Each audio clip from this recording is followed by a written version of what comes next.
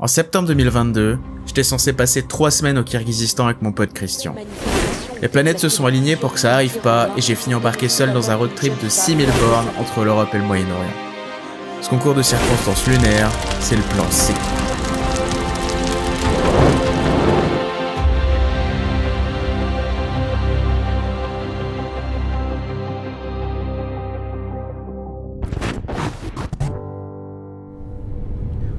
Dans ce dernier épisode de Plan C dédié à la Turquie, c'est la ville de Diyarbakır qui est à l'honneur. En tant que ville à forte dominante kurde, elle est une fois n'est pas coutume un endroit qui a connu beaucoup de violence. La zone survolée, le centre historique de Diyarbakır, principale ville à majorité kurde de Turquie, située à une centaine de kilomètres au nord de la Syrie. Une cité au trésor millénaire classée au patrimoine mondial de l'UNESCO et aujourd'hui théâtre d'une guerre à huis clos entre les forces turques et la guérilla kurde du PKK. Je ne sais pas quoi vous dire, mais franchement, à quoi est-ce que ça rime tout ça? Cela faisait presque 2 mois que nous vivions cloîtrés à l'intérieur. Jamais, ni moi, ni mes ancêtres, n'avions vécu chose pareille. Entre 2016 et 2017, la ville a été le champ de bataille des forces armées turques et du PKK, le Parti des travailleurs du Kurdistan. Si la population considère que le gouvernement turc fait un usage excessif de la force, ils en veulent tout autant au PKK d'avoir importé cette guerre à huis clos dans les rues diyarbakiriennes. Heureusement pour tout le monde, les tensions se sont apaisées depuis et c'est un Diyarbakır relativement paisible au patrimoine historique formidable que je vais avoir la chance d'explorer ces 3 prochains jours.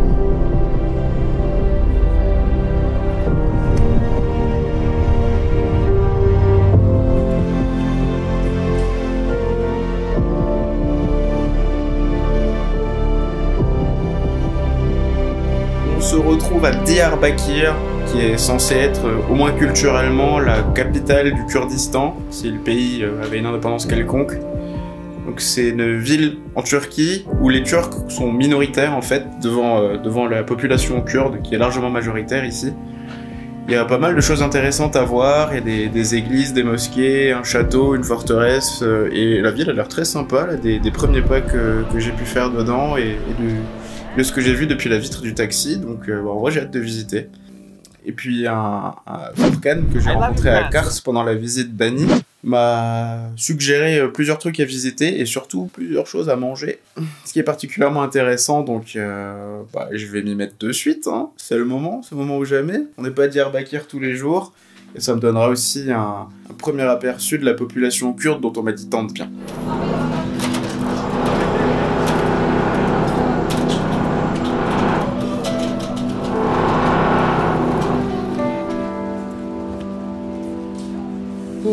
Bon hier j'étais mort après le repas, j'ai dormi toute l'après-midi, tout le reste de l'après-midi et toute la nuit derrière.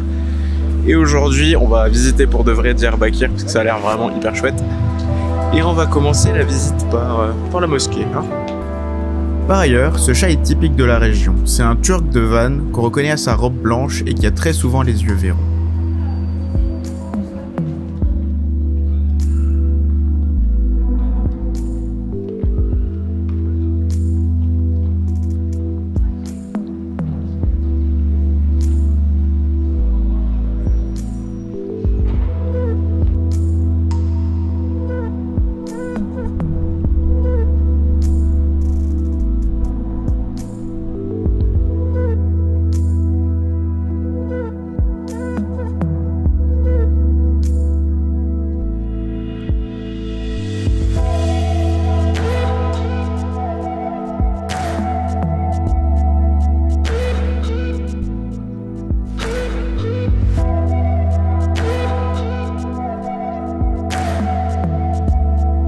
La grande mosquée de Diyarbakır, érigée au XIe siècle, est construite en basalte noir comme beaucoup de bâtiments de la ville. Elle est considérée par certains comme le 5e site le plus saint de l'islam et fait cohabiter les 4 traditions islamiques, le sunnisme, le chiisme, le zaïdisme et l'ibadisme.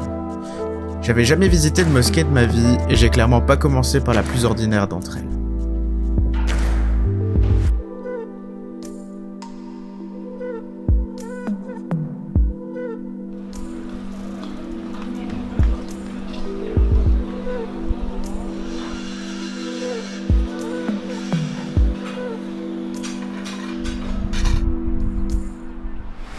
Donc là, je suis à côté de la grande muraille de Diyarbakir.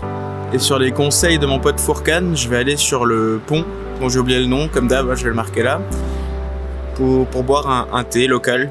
Apparemment, c'est une expérience sympathique, donc on est parti pour ça maintenant. Et voilà. La muraille, construite en 297 avant notre ère par les Romains, est longue de 5800 mètres, épaisse d'entre 3 et 5 mètres et haute de plus de 10 mètres. Elle surplombe les plaines fertiles de la région qui ont permis à l'être humain de s'y établir depuis plus de 9000 ans. Elle est la deuxième plus grande structure défensive monobloc du monde, loin derrière la muraille de Chine. Là, je me promène du coup le long de la muraille de Diyarbakir qui entoure la ville. Et je pense que c'est le bon moment, vu que je suis un peu tout seul, pour parler d'un truc que j'ai remarqué, un truc duquel j'ai parlé avec un voyageur allemand que j'ai rencontré au petit déjeuner ce matin. Et c'est qu'à Diyarbakir, il y a énormément de police, de flics vraiment partout, et j'ai pas l'impression qu'ils respectent grand chose en plus, genre ça fume dans les mosquées, c'est assez dégueulasse. Énormément de drapeaux turcs, beaucoup de photos d'Erdogan et de pubs pour son parti. Et moi j'ai l'impression que c'est une espèce de provocation, étant donné la majorité kurde et zaza qui vit ici. Donc j'en ai parlé avec ce voyageur allemand ce matin, et il a exactement la même sensation, et apparemment c'est pas qu'une sensation. Donc si cet endroit est déconseillé par France Diplomatie, je pense que c'est surtout à cause de ça. J'ai l'impression qu'ils attendent le moindre débordement pour que tout s'enlise, et que tout s'embrase plutôt. Là-bas. Et je vais pas dire que ça gâche le plaisir, parce que la ville est très très sympa à visiter, c'est hyper agréable, c'est beau, c'est authentique, la nourriture est folle, comme d'hab. Il faut pas prononcer le nom, mais j'ai l'impression que c'est les revendications des Kurdes, leur pays qui n'ont jamais eu, le Kurdistan, qui font que cette zone elle est tendue. Je reste quand même prudent, on sait jamais, mais dans l'ensemble, je me sens pas du tout en danger ou en insécurité, c'est vraiment super sympa.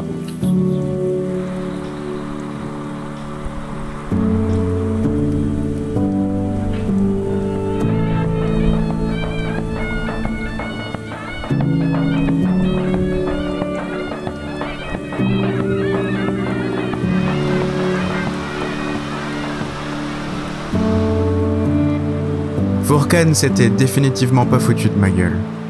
Boire un thé au bord du Tigre avec vue sur le pont d'Ongözlü, pendant que ce chat me prenait pour un mur d'escalade, c'était une expérience à la fois simple et marquante. Je saurais pas expliquer pourquoi, mais j'ai vraiment adoré ce moment.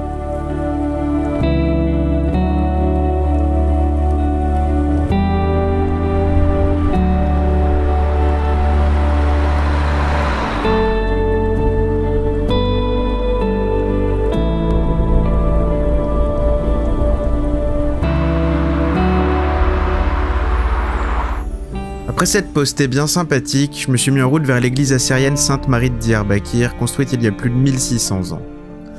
Le chemin passait dans certaines rues de la ville qui ont été sévèrement touchées par les affrontements de 2016 et 2017. Ça remet en perspective plein de choses d'imaginer que je marche dans les pas des habitants qui se battaient pour leur vie ici, il y a à peine 6 ans, pendant que je finissais tranquillement mes études. On n'a pas tous la même vie.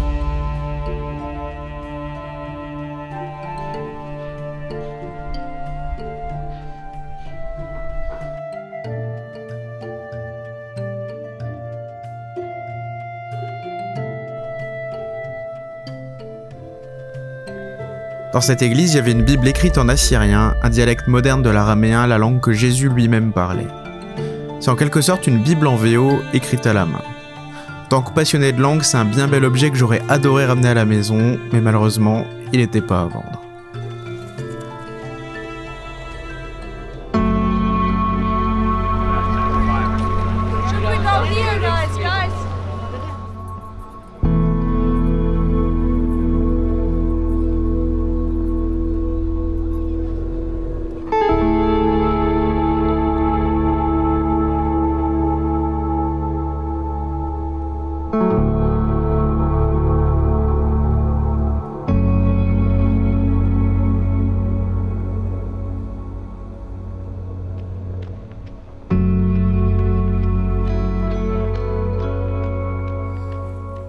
J'aimerais te dire ce que j'ai ressenti aujourd'hui à Diyarbakir, mais les mots me manquent. Je visite la capitale d'un pays qui n'existe pas et j'en viens me demander où je suis. Je ressens autant la bienveillance que la tension et c'est très dissonant. Quand j'en lis des descriptifs officiels, j'ai l'impression de m'engager dans un bourbier sans issue, et quand j'y suis, la ville est vivante, presque insouciante, et le tout est enrobé au bas mot de 2 millénaires d'histoire. Tremblement de terre du 6 février 2023 a sévèrement touché Diyarbakir. Je suis pas tout à fait certain de l'étendue exacte des dégâts, mais j'espère qu'ils sont suffisamment contenus pour que d'autres voyageurs après moi puissent venir vivre cette expérience.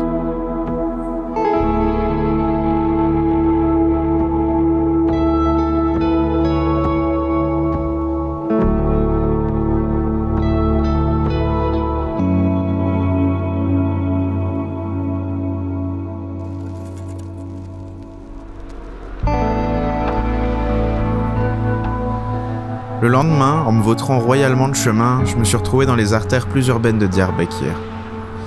J'ai du coup pas trouvé ce que je cherchais, mais j'ai apprécié l'excursion.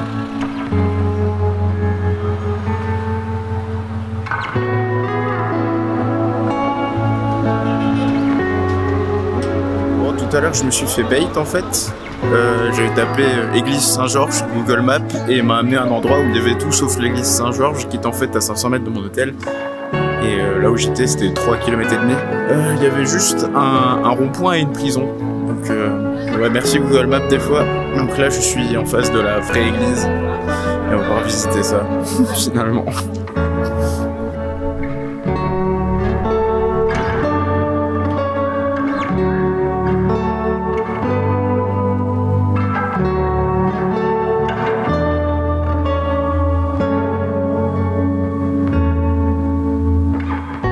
Vous laissez pas berner par son nom, l'église Saint-Georges n'est pas géorgienne mais arménienne. Construite en 1518, son clocher a été détruit en 1915, peu avant la chute de l'Empire ottoman. Elle a servi de base militaire aux Allemands pendant la Première Guerre mondiale, avant d'être finalement restituée à la communauté arménienne en 1960.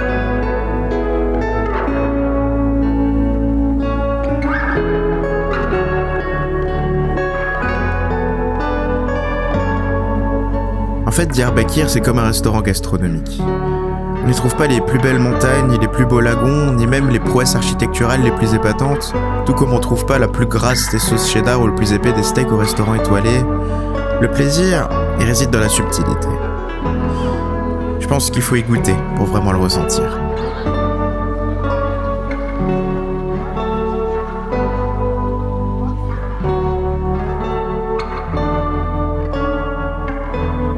Le séjour en Turquie s'achève ce soir, donc super bonne surprise, je l'ai déjà dit 10 fois mais je le répète, c'est important que ça se sache et j'ai vraiment passé un super moment et ce soir, bon ça s'est pas trop vu dans la vidéo mais comme j'avais prévu, je suis allé acheter des épices pour mon paternel qui voulait pouvoir cuisiner du kebab à la maison et un type m'a accosté dans la rue, je ressortais de nulle part et il me demande si j'ai besoin d'aide, je lui dis bah ouais gros, il me faudrait des petites épices pour mon père, pour le kebab. Alors il m'a fait, allez vas-y, suis-moi. Je l'ai suivi, on arrive dans un magasin d'épices, encore comme par hasard, genre le hasard, hein, le gros hasard improbable. Il y a son pote qui arrive devant le magasin, et il se trouve que son pote est traducteur de métier. Genre il parle kurde, turc, anglais et allemand couramment. Et du coup, bah, il me sert d'interprète en fait pendant tout mon achat d'épices au magasin, et du coup j'ai pu trouver exactement ce qu'il me fallait. Et ensuite il m'a invité à boire un thé normal sur... j'ai encore oublié le nom de la place, je suis vraiment désolé avec ça. Quelque chose qui finit par Pacha, pour boire un thé, et genre no arnaque, il m'a juste invité à boire le thé. Hey Sam, yeah, thank you. You're welcome, man. Everything okay, everything well, man. Should people visit Diyarbakir? Yes, some. Not too many, but few. Especially Turkish people. There's many Turkish tourists right now. You see next tables, you know, it's over there too. They come from Istanbul, Ankara, Izmir, but not much foreigners. How do you recognize Turkish from Kurdish because, you people? know, when you look like crazy, you know, you understand. This is my job, man. Yeah. Et ensuite, je lui ai demandé où est-ce que je pouvais déguster le meilleur foie de tout Diyarbakir, et il m'a déposé devant le restaurant, et m'a dit écoute, j'ai pas le temps de rester avec toi, mais bon appétit, et ciao, il m'a laissé son numéro de téléphone. Du coup, si vous avez besoin d'un guide, si jamais vous décidez de venir à Diyarbakir, n'hésitez pas à faire appel à Samet, mon nouveau pote à Diyarbakir, que franchement super bien, super bonne expérience, et ça me met vraiment en confiance pour le voyage de demain qui arrive, dans ma destination finale après laquelle je rentrerai en France. Incroyable voyage.